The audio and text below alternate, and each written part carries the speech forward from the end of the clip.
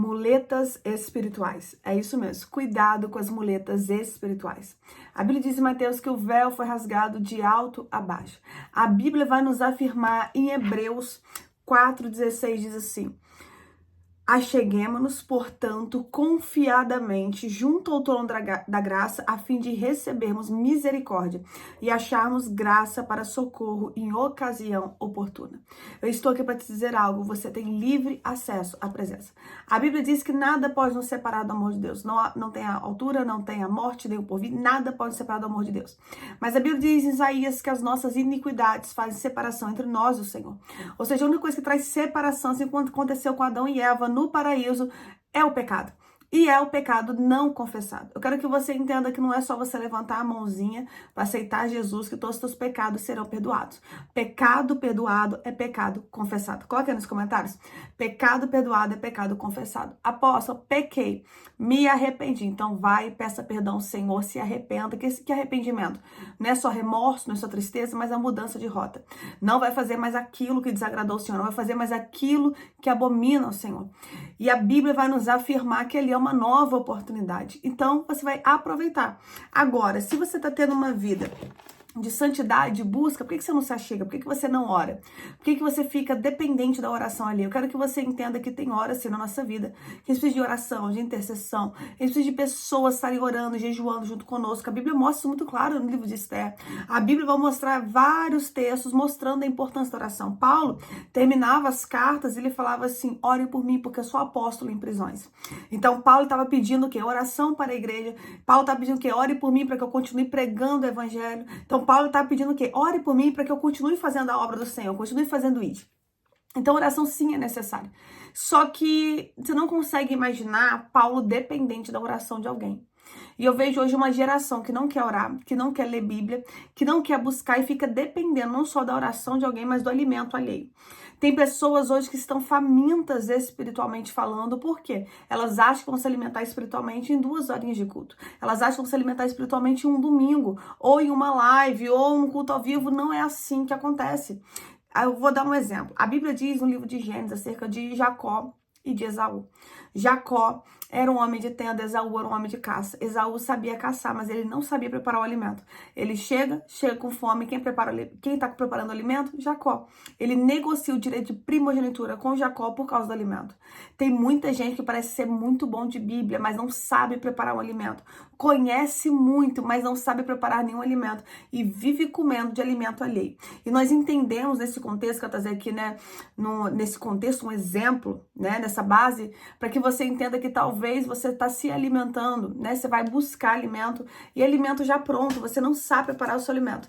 E isso está fazendo você cair em erro, isso está fazendo você cair em confusões teológicas, confusões espirituais, e você está se encontrando perdido na tua vida espiritual. A Bíblia diz em Mateus 6:6 para a gente fechar a porta do nosso quarto e orar.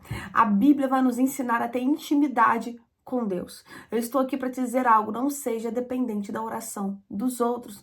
Nós podemos sim precisar de oração, mas a Bíblia está dizendo assim, ó, chega ó, com confiança junto ao trono da graça. A Bíblia está dizendo em Mateus, ó, o véu se rasgou. O que é este véu? Que fazia separação no templo, né? Fazia separação ali para que as pessoas não entrassem no Santíssimo. Então a Bíblia está dizendo que com a morte de Jesus, o véu se rasgou. E as pessoas agora teriam acesso à presença. E se rasgou de alto a baixo, porque só Deus poderia fazer esse véu se rasgar e a gente ter acesso à presença dele. O problema é que você não quer pagar o preço. Você quer pagar o preço e dedicar? Eu quero que você entenda que a oração não é uma questão de sentir. A gente não tem que sentir que tem que orar. É uma necessidade. Você não respira? A oração é o teu respiro espiritual. A oração é o que te faz ficar vivo espiritualmente. Então você precisa aprender a ter um relacionamento com Deus. A Bíblia diz em 1 Timóteo que só há um mediador entre Deus e os homens, Jesus Cristo homem. Ou seja, a Bíblia está nos afirmando que só há um mediador. Por mais que líderes sejam uma bênção, eu sou líder também na igreja, eu entendo isso, né? Tem palavras que os líderes vão liberar e vai liberar através de pessoas, e tem que ser aquela pessoa para liberar, porque há uma autoridade sacerdotal, uma autoridade eclesiástica, mas eu quero que você entenda que a Bíblia vai nos afirmar que nós temos que ter intimidade com Deus. Nós temos que ter um secreto com Deus. E isso não é limitado à liderança. Eu lembro que eu nova convertida, eu achava que só tinha que conhecer a Bíblia quem era pastor, que só tinha que ter esse nível de oração quem era líder. Isso é um engano que o diabo coloca na mente das pessoas.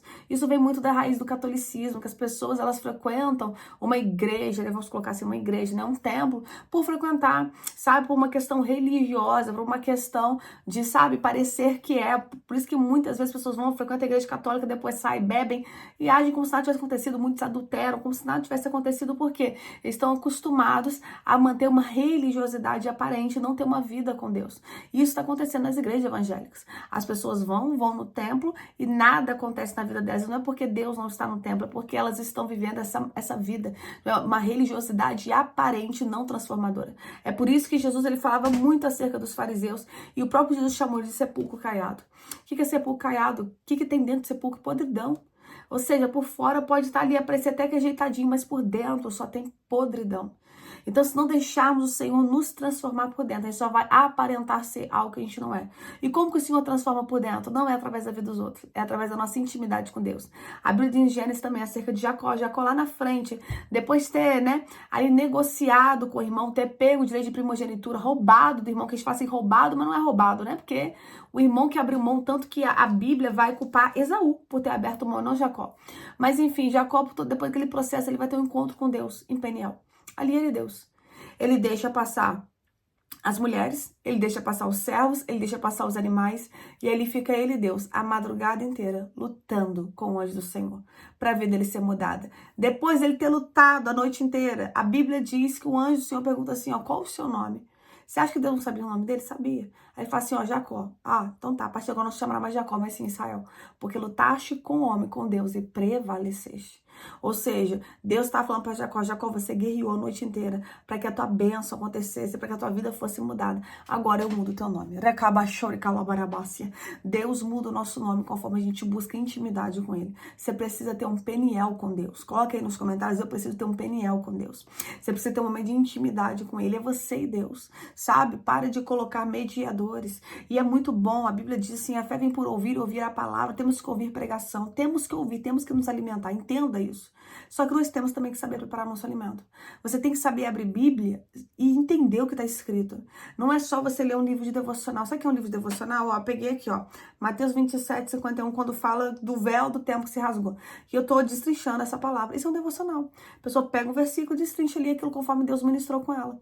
E Deus quer ministrar coisas profundas para contigo no meio da palavra, através da palavra. Então, deixa o Espírito Santo trabalhar. Não é errado você ler um livro de devocional, né? Ler um Café com Deus Pai, algo do tipo. Não é errado, é muito legal. Só que não fique com a sua vida espiritual baseada só no livro de devocional.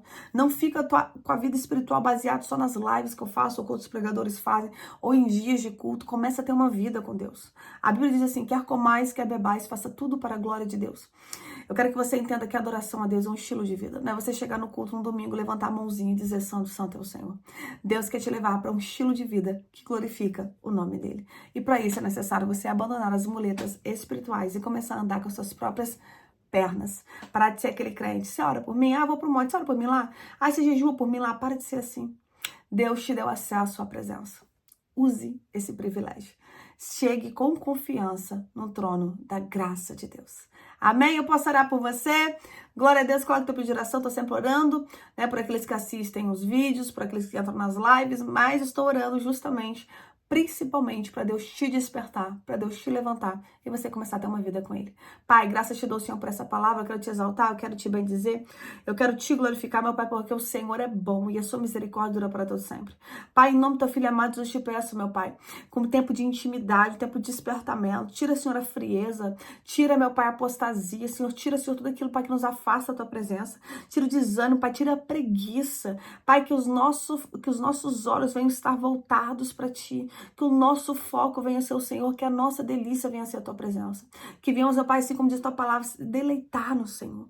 Então, Pai, muda, transforma-nos de dentro para fora. Que venhamos entender, meu Pai, assim como tua palavra diz no livro do profeta Ezequiel, que a responsabilidade é pessoal. Que venhamos entender, Pai, que a salvação é individual e que venhamos nos posicionar acerca disso.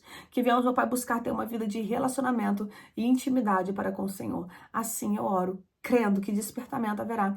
Assim eu oro, crendo, Pai, que avivamento genuíno, racabachore calabarabácia, nos corações haverá, e o teu nome será glorificado, no nome de Jesus.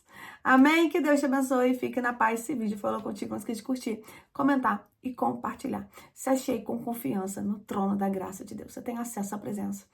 Use esse privilégio. É um privilégio, é um passaporte privilegiado, que você não pagou o preço para isso.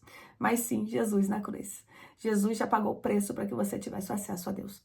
Use, custou o preço de sangue. Deus te abençoe. Vá orar.